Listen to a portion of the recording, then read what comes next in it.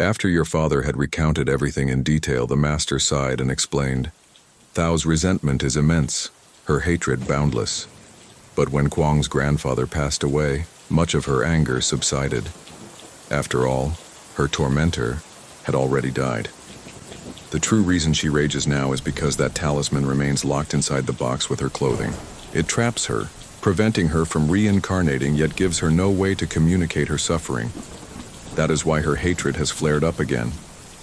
Because of this, Thao's spirit cursed Kwang's relatives. The couple who once fled the house were also descendants of Kwang's grandfather. Illness after illness struck them until they abandoned the place.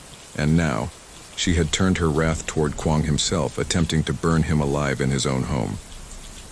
Once the truth was revealed, the master declared, Enough. I will take Thao's spirit, bring her to the temple, let her hear the sutras, and guide her toward reincarnation. He carried away the box along with the purple blouse, the black trousers, and the talisman. From that day forward, people in the village no longer feared passing by the cursed house. Where once their skin would crawl and chills ran down their spines, now everything felt normal. Peace returned to the village. But for Kwang, peace never came. From that night on, he seemed broken, his mind shattered.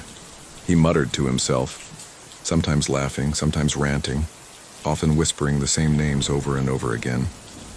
When asked, the elders of the village realized those names belonged to the men who had once helped Kwang's grandfather cover up Thao's murder decades ago. It turned out that Kwang's grandfather had not acted alone. Several men from that expedition had assisted in silencing Thao forever. Kwang, cursed with their sins, repeated their names as though haunted by their ghosts. The storyteller added, Now it makes sense why, though Kwang's grandfather once claimed this land, his descendants like Kwang could never settle here. After the old man's death, Kwang's father sold all the family's land to Mr. Nam. That is why Kwang drifted from place to place, never able to call this cursed land home.